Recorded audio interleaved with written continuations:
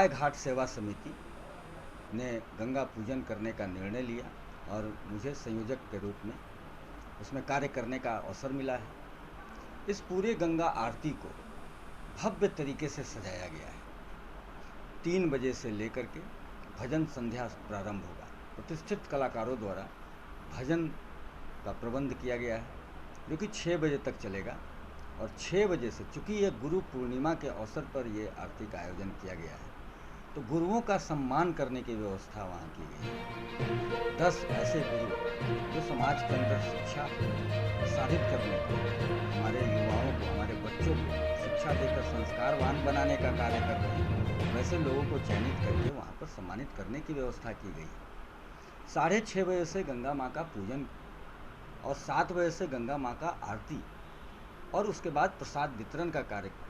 इसी बीच में 5100 आटे का दिया गंगा में दान करने का, गंगा में प्रवाहित करने का व्यवस्था किया गया है। आटे का दिया भी बनाने का इसलिए ये कार्यक्रम किया गया है क्योंकि मुख्य अतिथि कौन कौन रहेंगे कि मछलियों का भोजन फिर बन जाएगा। अतिथियों के बारे में मैं बता रहा हूँ। और 7 पुरोहित गंगा की आरती उतारेंगे और पूजन करेंगे। कुल मिलाकर के वह दृश्य जो बनारस में देखने को मिलता है, वह दृश्य पटना में देखने को मिलेगा और उससे भी भव्यता ज़्यादा इसलिए रहेगी क्योंकि 5100 दिए भी इसमें समाहित हैं। सोचिए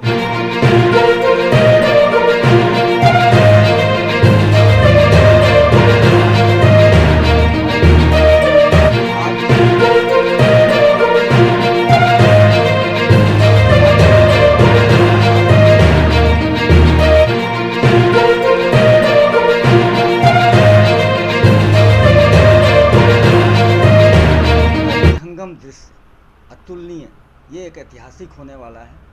निश्चित रूप से विलक्षण अद्भुत नज़ारा हम लोग को, पटना वासियों को देखने को मिलेगा। मैं पुनः सबको आमंत्रित करता हूँ।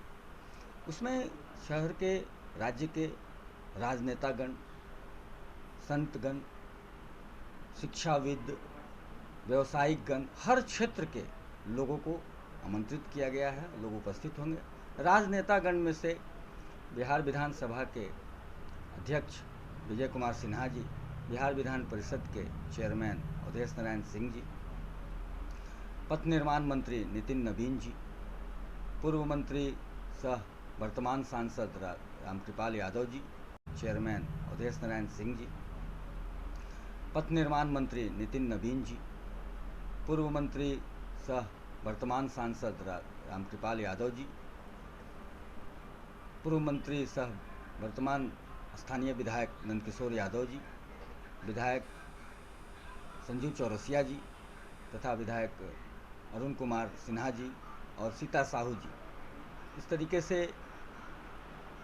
कई गणमान्य लोगों को आमंत्रित किया गया और उन लोगों ने यहाँ आने की स्वीकृति दी है। सभी को हम लोग सम्मानित करेंगे और इन सभी व्यवस्थाओं को करने के लिए गाय घाट सेवा समिति ने कई उप समितियों का गठन किया है और उन उप समितियों के अंदर 200 वॉलंटियर्स कल सारी विधि व्यवस्था, चाहे वो प्रसाद का हो, चाहे वो पूजन का हो, चाहे वो सम्मान का हो, चाहे लोगों की किसी भी तरह की आवश्यकता की पूर्ति का हो, इस व्यवस्था में लोग लगे रहेंगे। निश्चित रूप से यह गंगा आरती ऐतिहासिक होगी, भव्य होगी, अतुलनीय होगी और एक मिसाल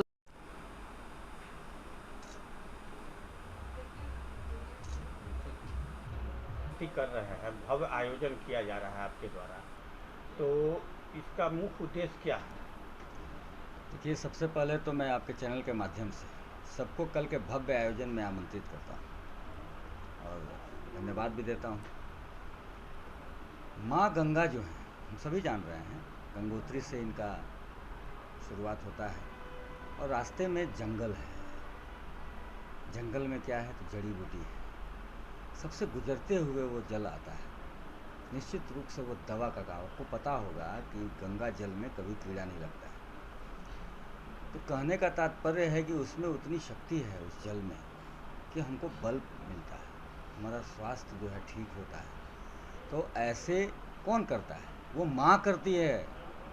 माँ इस तरह के ख्याल अपने बच्चों का रखती है, तो हमारा जो कर्म है, हम उस माँ को पूजन करें। हम अपनी माँ की पूजा करते हैं, माँ की आरती उतारते हैं, तो हमारी माँ है, उनका पूजन करें, उनकी आरती उतारें। वहाँ से निश्चित रूप से हमें शक्ति मिलना है, बल मिलता है।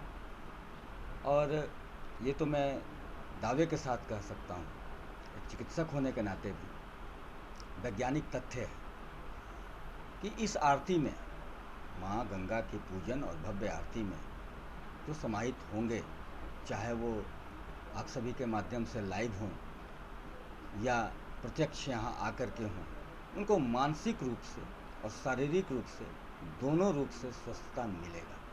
एक स्वस्थ समाज, सशक्त समाज की स्थापना में एक कड़ी का काम ये गंगा पूजन आरती